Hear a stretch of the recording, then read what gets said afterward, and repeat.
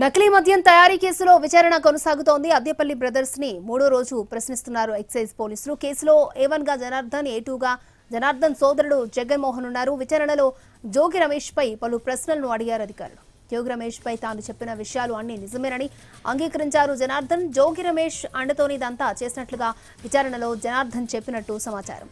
విచారణలో ఆఫ్రికా వెళ్లిన వారి గురించి ఆరా తీస్తున్నారు ఎక్సైజ్ అధికారులు. ఆఫ్రికా వెళ్లిన వారికి కూడా నకిలీ మద్యం తయారీతో సంబంధం ఉన్నట్లు పోలీసులు అనుమానం వ్యక్తం చేస్తున్నారు.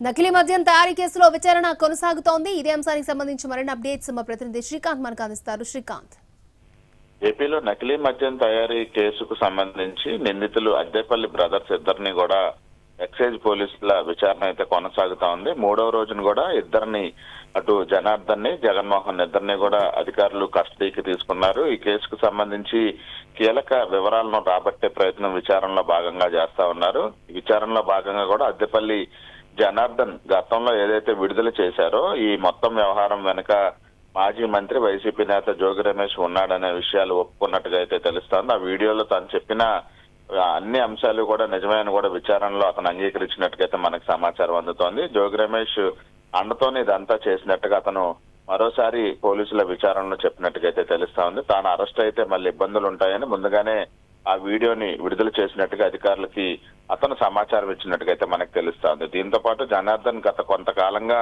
అనేక మార్లు ఆఫ్రికా పర్యటనకు వెళ్లినట్టుగా అధికారులు గుర్తించారు. అతనితో పాటు మరికొంతమంది కూడా ఆఫ్రికా పర్యటనకు వెళ్లినట్టుగా కూడా గుర్తించిన అధికారులు వాళ్ళకు కూడా మద్యంకి సంబంధించిన తయారీలో సంబంధాలు ఉన్నాయనే అంశాల మీద కూడా ఫోకస్ పెట్టారు. ఆఫ్రికాలో కూడా మద్యం డిస్టిలరీస్ ని కొన్ని జనార్దన్ నడుపుతున్నట్టుగా అనుమానాలు ఉన్నటువంటి అధికారులు వాటిని నివృత్తి చేసుకునే పనిలో ప్రస్తుతం విచారణ కొనసాగిస్తున్నారు. దీంతో పాటు అతనితో పాటు ఆఫ్రికా ప్రయాణాలు చేసిన వాళ్ళందరినీ కూడా లిక్కర్ సిండికేట్ లో ఉన్నారా లేదా వేరే వ్యక్తులు ఉన్నారా అనే అంశం మీద కూడా ప్రస్తుతం విచారణ కొనసాగుతా ఉంది. ఇక జనార్దన్ సోదరుడు జగన్మోహన్ కూడా తన అన్న చెప్పినట్టుగా మొత్తం ఆయన చెప్పిన వ్యవహారాలన్నీ చక్కబెట్టాను తప్ప తనకు సొంతంగా ఏ నిర్ణయాలు తీసుకోలేదని, జనార్దన్ ఏం చెప్తే అది చేశాను, అదే ANR బార్లో మద్యం తయారీ గాని సరఫరా గాని అమ్మకాలు కూడా జనార్దన్ ఆదేశాల మేరకే చేసినట్టుగా అయితే జగన్మోహన్ చెప్పినట్టుగైతే విచారణలో పోలీసులు గుర్తించినట్టుగా మనకు తెలుసు.